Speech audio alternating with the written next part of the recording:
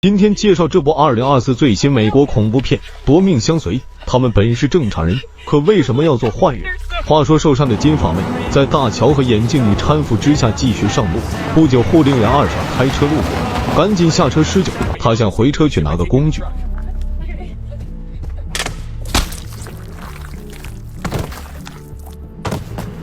哇塞！二傻被射中大脑，直接去领了盒饭。面具男缓过劲来，这时弩箭用完了，只好从车上拿下一个大榔头当武器。看样子这家伙要大开杀戒了。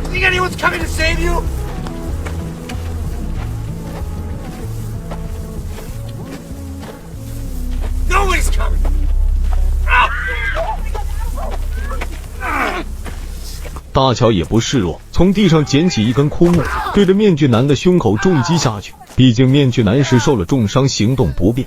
大乔占了上风，然后抄起地上的榔头，对着面具男的脑袋砸下。哇塞！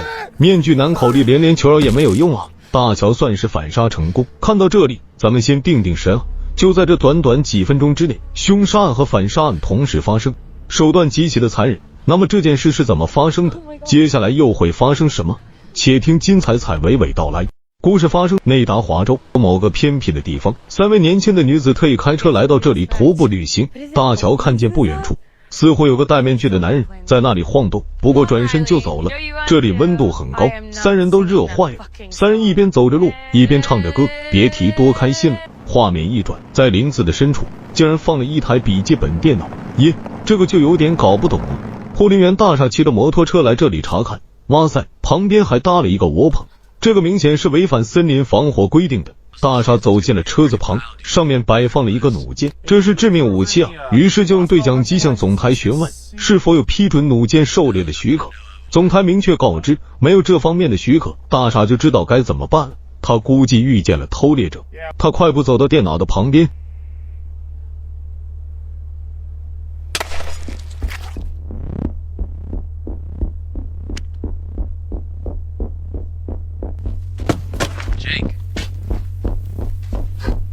哇塞，这是什么节奏啊？后面冲上一个男人，手上拿着一把刀，这个画面可以自行脑补了。另一边，三人来到了一个小湖边，他们觉得非常的热，眼镜女就想下水玩一玩，于是放下了行李，径直走入湖水当中。大乔一看远处那个戴面具的男人在那里徘徊着，他认为面具男是在偷窥。眼镜女听见这些话，吓得跑回来。金发妹的手机快没电，眼镜女刚才下水的时候把充电宝弄湿了，不过其他二人还有一些电量。三人拍完照继续上路了。晚上他们在户外露营，渐渐大家睡去。半夜来了一个男人在帐篷的外面偷窥着，不久眼镜女出来撒尿。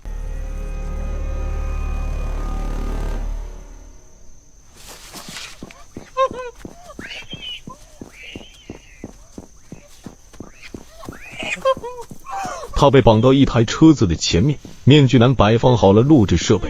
男人脱下了面具，还是个帅小伙啊，我们叫他小帅吧。到了第二天早上，大乔醒来发现眼镜女不见了，就大声叫喊，还把金发妹叫醒，一起去寻找眼镜女。大乔看见树上留下的标记，意识到那是寻找眼镜女的方向。就在这时，金发女收到一条视频，那是用眼镜女的手机发来的。刚想点开，可是手机彻底没电了。两人急着就往前走，也该金发女倒霉，竟然被捕兽夹子夹住了右腿，疼得她哇哇大叫。大乔把金发女救出来后，就扶着她继续寻找眼镜女，可是她也走不了多远，就得坐下来大呼小叫的，这样下去是不行的。大乔就单独让金发妹坐在那里，他去寻找眼镜女，不管找不找得到，他都保证会回来的，让金发妹保持冷静。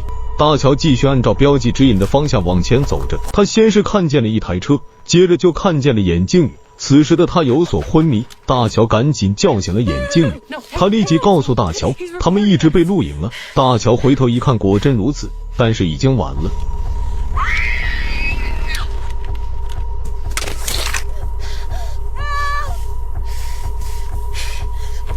大乔的右小腿被弩箭射中，大乔并没有气馁，而是跟面具男躲起猫猫来，看准机会从车上拿了一瓶喷雾器，对着面具男的眼睛就是一阵的乱喷。这一招还很奏效，面具男始料未及，只好坐在地上抹着眼泪。大乔也是个狠人，拿起一支箭直接戳进了面具男的身体内，他疼得顿时昏死过去。三人相互搀扶着沿着路面往前走，最后还是金发妹的伤最重，几乎无法走动。大乔简单帮他包扎一下，就继续上路。不久，护林员二傻开车路过，赶紧下车施救。他想回车去拿工具，哇塞！二傻被射中大脑，直接去领了盒饭。面具男缓过劲来，这时弩箭用完了，只好从车上拿下一个大榔头当武器。看样子这家伙要大开杀戒了。大乔也不示弱，从地上捡起一根枯木，对着面具男的胸口重击下去。毕竟面具男是受了重伤，行动不便。大乔占了上风，然后抄起地上的榔头，对着面具男的脑袋砸下。哇塞！面具男口里连连求饶也没有用啊！大乔算是反杀成功。这起案件轰动了美国，尤其是在网上炒作的厉害。金发妹本来社交账号就比较活跃，这下就更不得了。在她住院康复期间，竟然涨粉几十万人，彻底成了网红。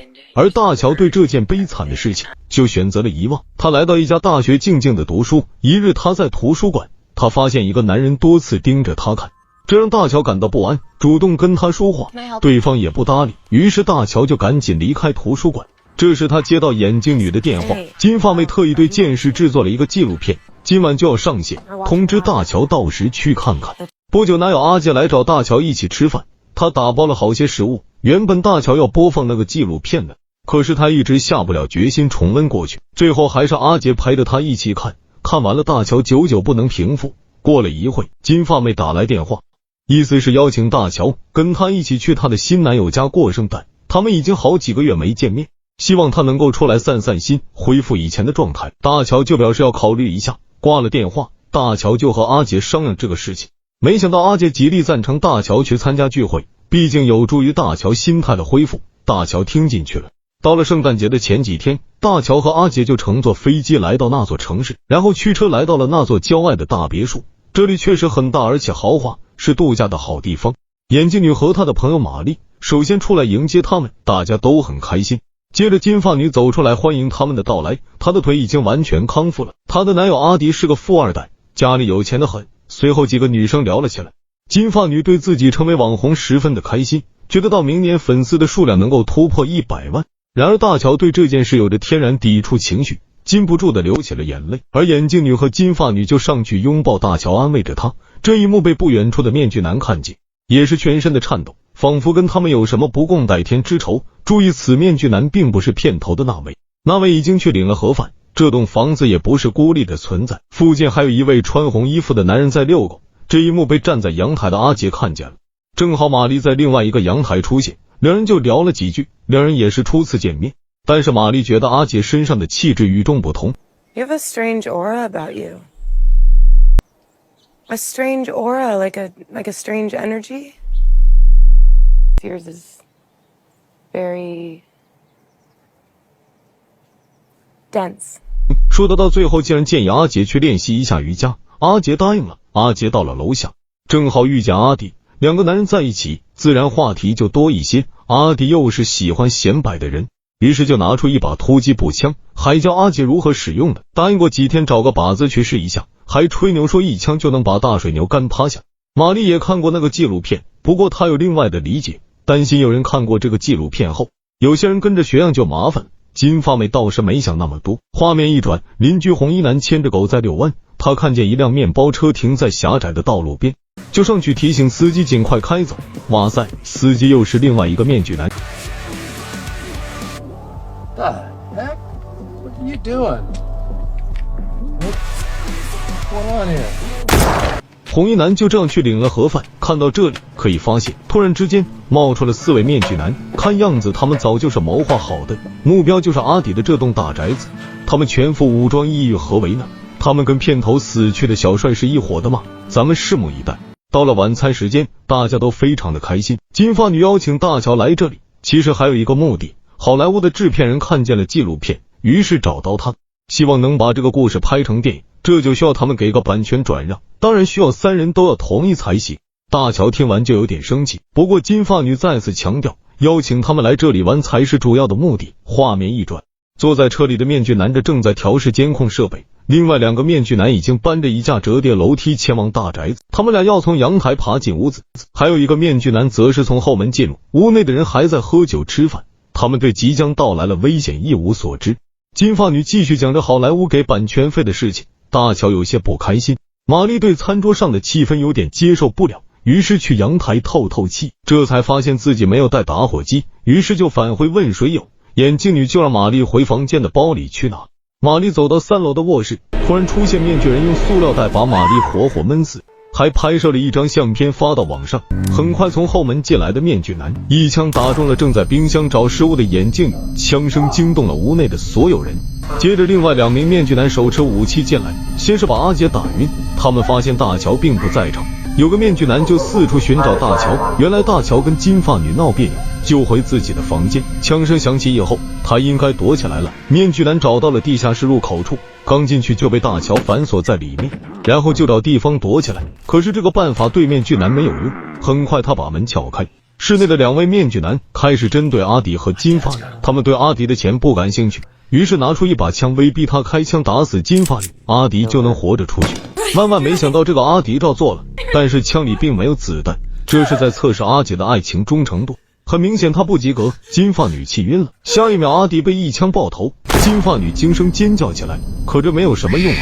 另一边大乔在1楼另一侧看见那架楼梯，于是就顺着爬上了2楼。金发女被绑在椅子上，然后他们开始了录影。大乔回到自己房间，找到了平板电脑，赶紧拨打911报警。I'm at 2247 Mountainside Drive. There's been a break-in. Okay, ma'am. I'm sending a police unit to your location. Are you in a safe place right now? 哇塞，这也太惊险了！不过还好警方已经知道出事的地点了。大乔很聪明，就冲到阳台，把面具人推了下去。